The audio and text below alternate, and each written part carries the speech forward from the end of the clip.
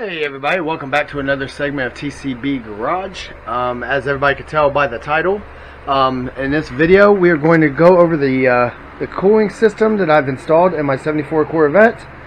It seems to be a really good system, really keeps the car cool. We're in the dog days of summer. It's getting hot out there, and what I see on a lot of Facebook posts and some of the pages I'm on, some of the Corvette pages, a lot of guys sometimes have problems keeping their C3 cool. So I'm going to go over the system I installed in my car. Hopefully some guys can use this same system to keep theirs cool. It's really really efficient and a relatively cheap system. So yeah, we're going to jump into this video. I'm going to go over everything I've installed, and hopefully it's going to help some people out to keep their Corvette cool, because anybody that owns one of these knows it's a really hard task to keep them running cool. And anybody looking to buy one, you'll find out when you get one that that may happen to you. That may be the case. So this might help you out. So we're gonna jump into it real quick. All right, guys. So like I said, I'm going to quickly just go through the cooling system I got on my car. It consists of an electric fan, consists of an aluminum radiator. All this stuff I'm going to have links at the bottom of this video, so you guys can hopefully be able to find these items, purchase them for yourself, put them on your car, and hopefully you'll be as successful as I am with keeping my my C3 cool. But the first component of my system would be my aluminum radiator right here, of course. It consists of a 3-row Champion radiator. I know a lot of people, there's some people who want to buy a more expensive radiator. Champion radiators, they're made in America. It's got a lifetime warranty on it. I think this radiator set me back about $230. I've had it in here for about 2 years. It doesn't have any leaks. It was a pretty good fit, as you can see. I'm using all my factory attachment points here. It fits really well. See right down there where my little radiator hose is, it kicked right up. It fits really nice with the frame. Comes around here, there's no fitment issues. Also right here where the upper radiator hose attaches, the angle was perfect on it. But they're really good radiators. Like I said, it's a 3-core. It's got a lifetime warranty, and they're made in America. So I highly recommend them. Every year on my Corvette pages, there's always somebody wanting to know about a cheap radiator, and a lot of people want to go to aluminum. Don't buy the cheaper ones. There's some on eBay. They're around $130, $150, $60. I highly recommend not getting them. I actually purchased one of those for my Mustang before I bought my Champion radiator for it, and it actually leaked about 6 months after I got it, and I had no support from the manufacturer. Was sort of out of my $130. So about 6 years ago, I did order a Champion radiator for that car. Haven't had any problems with it. Haven't had any leaks. They're really good products. You can see right here, the welds are really nice. Yeah, they're not really, they're not cheap. They're not nasty looking welds. So yeah, overall, I highly recommend Champion radiator. The next thing on here is, you'll see I have an electric fan, and it's actually a factory fan for a different model car. It actually goes to a 1994 through I think 98 Ford Thunderbird. So yes, I do have I guess a Ford product on my Chevy Corvette. But hey, we'll act like I didn't say any of that. But the reason I got it, it was about $90, maybe $100. It is a 2-speed electric fan. You can see I was able to purchase the factory pigtail for it. I did have to buy that separate. That was like $5. I hooked it into the relay system. I also purchased from eBay for I think about $40. I'll go into that later. I did have to make some modification to it. There were some tabs here on the side, if you can see right there. I'll point at it so everybody can see. If you can see my finger, I'm trying to hold light and film. But there's tabs there and at the bottom that I needed to grind off, so I just took a cutting wheel and my Dremel, cut those off. The main reason I went with this fan is because, of course, it has a built-in shroud, and from top to bottom it covers the whole radiator. so there was no need for me to buy an external or a separate shroud with this setup. You can see I have maybe about a 3.5 inch gap there on the side. I have probably about 2.5 inch on the other side, but it seals up really well. To mount it, I took a piece of aluminum stock about an 1/8 inch thick by 2 inches, rounded it off, was able to rivet it into the fan, and then screw it into the radiator for my upper fan support. You could do a setup something different with yours if you chose to, but that's what worked for me. Don't mind how it looks that well. I mean, it looks good, I think, so it works out really well. And if I ever need to take the fan out, I just take the screws out, and then we'll jack the car up, and I'll show you what I did underneath. So the other thing I did was I did have to get a wire relay, as I said before. I got the kit from eBay for about $40. The wire extends from the relay right here. That is my power wire going into my fan. And I got it coming through the wire loom right up around here. This is it right here. And then here's my relay that I mounted right here up underneath the fender. Just ran a rivet through there. Wasn't really all that hard. Then you're going to have your signal that's going to come from your sensor right here. And I think this sensor kicks on at about 180 degrees. If I'm remembering right, I think my thermostat is also 180 degrees. So they pretty much open up and kick on at the same time, and all this is a ground that runs into your pigtail on your fan. So when this sensor kicks in, it just grounds out and then kicks your fan on. So what I'm gonna do is I'm going to jack up the bottom of the car or jack up the car and show you guys what I did underneath. There was a little bit of modification I had to do for that fan to work, but nothing major. So yeah, we're gonna get in that, and let me jack the car up. Alright guys, so here we are up underneath the C3. And here you can see the cooling fan.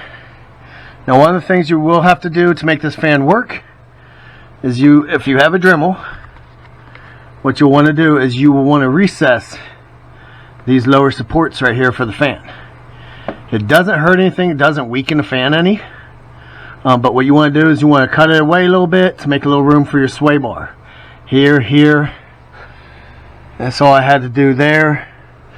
Then also I made a bracket to attach it to the stock location, the stock bolt location for the lower radiator support. All I did was I took the same piece of aluminum stock that I used up on the top, put a little S-bend in it, riveted it to the fan here, and then drilled a hole through it, put a bolt through it to support the lower part of the fan. Whenever I have to remove it, I just remove the screws in the top like I showed before, and then take this nut out, and the fan comes out relatively easy. I could do the same thing and been meaning to do the same thing to this side, just haven't done it yet. But like I said, I haven't had any issues with the fan moving. I mean, I'm pushing on it right now and it's barely wanting to move. But I do plan on doing another bracket right here. But that's your two attachment points you would want to do down on the bottom of your radiator frame or support. So another thing you will need to do also is, if you don't notice, that the fan sits about 1 inch below the radiator, as you can see right there. So what I did is I took a piece of steel, a little flat piece, and squared it off to block. I don't know if you can see that too well. I guess you can see it right there. But that's actually a piece of metal that I used to bridge up the gap on the fan. So you'll have to do some kind of thing like that. It really wasn't hard. I just riveted it into the bottom of the fan. Also riveted on the side there. And it makes a really nice tight fit. So when that fan kicks on, it is only pulling air through the front of the radiator. So now I'm going to go over a couple of things you also need to do on your C3s to make sure they're cool. One of the big things is you want to make sure you seal all around your radiator As you can see, I have foam right here. They do make a kit specifically for this purpose. What I did, I went to Lowe's and I got a foam kit for a window air conditioner. Was able to put that around all my areas. But the one thing you want to make sure on these C3s, you want to make sure, I'm going to slide out from underneath the car real quick. You want to make sure that every bit of your air that's going through these vents and these holes right here is getting pushed up into that radiator. That it's not bouncing around it, it's not going past it. So I'm going to show you here on the top of the car. Also right here, we can see that I got this foam batting right here. And you want to make sure you fill in all that area, so when that air is coming through the front of your car, it's not pushing up underneath here and going back here and over your motor and not pushing through the radiator. You want as much air going through that area as you can get. One of the things I also did is I also put foam. Let me try to get a good angle for you. Right there. I don't know if you can see it all the way over on the other side there. But there's the piece that's on the bottom.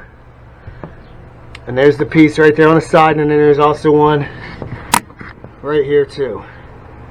So that's one thing you want to do. You want to seal all that up. I know they also make a seal that goes right here across the top. But with my setup, I haven't had to do that. I've drove this car in some pretty hot weather. And have not had an issue with it overheating. But yeah, there's also a seal that goes up over there, so when you shut the hood, this area gets sealed too and continues to push that air back into the front of the radiator. Now another thing you want to make sure you get, and you have for your C3, is your front air dam. Sometimes some people don't have these on them. They're wondering why they're overheating, and that right there is your air dam. That's a dirty thing that I never seem to wash. But this is your air dam. And what it does is as you're driving, air hits it and pushes up into these openings. Just like the air going through the front of your grill, the air is pushing up and into your radiator. This is a really, really important piece to have on your car. It's not just there for looks, it actually does have a function. It actually helps keep your car cool and make sure your radiator is getting a proper amount of airflow going through it when you're traveling at speed. So yeah, you want to make sure you have that also. So what we're going to do now is I'm going to take the car on a drive. We're going to come back with my digital thermometer, and I'm going to show you guys how cool this thing really does run. Today it is a very nice, lovely day. And it is about 92, 93 degrees in the garage right now. It is 87 degrees. So it is a nice warm day, perfect day to go out there, take a ride.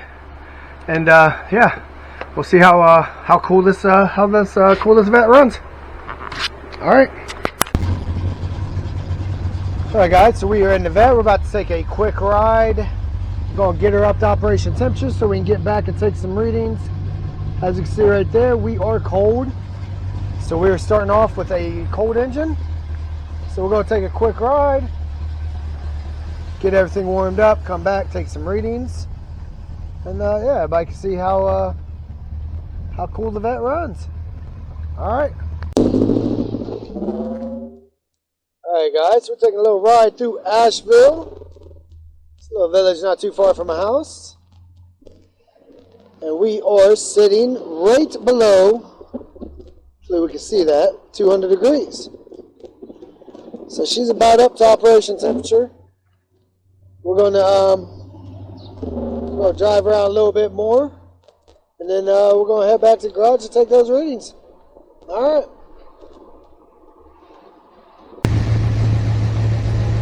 Alright guys, so we are back in the garage.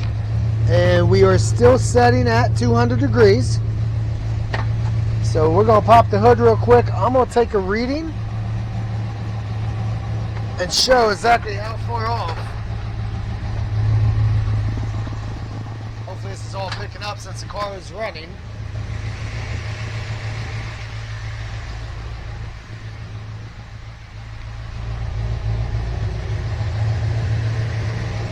here we are. And right there at my sensor, and right there at the manifold, we're at about 162, 161 degrees. So that shows how far off my temperature gauge is actually reading. I say it's about 40 degrees off, but we're going to take a couple other readings.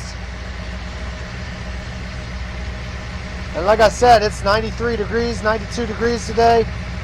And there we are at the upper radiator, 134 degrees going in.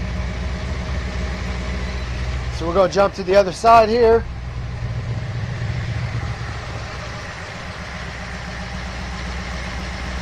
And down at the lower part, we're at 160 degrees. So it's a pretty good difference on both sides. And like I said, the cooling fan is not on at all. So the cooling fan probably hasn't kicked on at all. And like I said, this is how she's running on a nice warm day. Look at that, guys, 142 degrees, 145 degrees. So we're about 15 degrees difference from side to side on the radiator with no fan at all. So we'll wait for the fan to kick on and we'll come back and take some more readings. Alright guys, so hopefully everybody can hear this. The cooling fan has kicked on. So we're going to take some more readings. And yeah, let me show you that.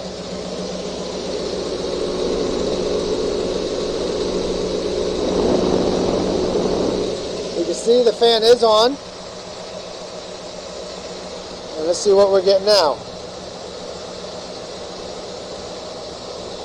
So right there, at the sensor, we're reading 190 degrees. Which is right on point with the thermostat. Housing, we're at 165. It's going to be a little bit cooler. But right there, we're at 190 at the sensor. About 160 at the back fan sensor.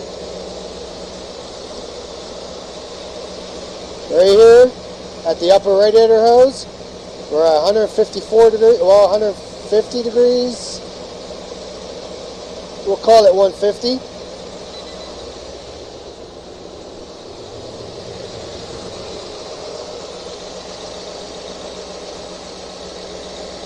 And over here, we're about 170. So right there, we got a 20 degree difference from side to side on the radiator with the fan on. And mind you, like I said, this is the fan set on low setting. It does have a high setting, but I didn't want the amp draw. And this system really works really well. I mean, you're looking at a solid, almost 20 degree split there. And then over here on this side on the intake, we're at about 160 degrees. So this engine's running really, really cool. The system works really, really well. Like I said, I've been in traffic with this, and I haven't had any issues. So, all right, let me shut the car off, guys. All right, guys. So yeah, that's pretty much it. The temperature gauge was going back down to 200, and like I said, that gauge is off. As we could tell, you know, it's saying it's 200 degrees and the engine itself was not 200 degrees. So anyways, that will, I think that'll conclude my video. I'll leave a description of all the parts I've used. If anybody would like to put the setup in their C3, I'll leave a description in the bottom of the video, so you guys click on there, find these parts. Hopefully put this stuff on your Corvette. Like I said, I highly recommend the Champion 3-row aluminum radiators. I have not had any issues, and for the price point of about $230, guys, you cannot beat it. You really can't. It's a really good radiator.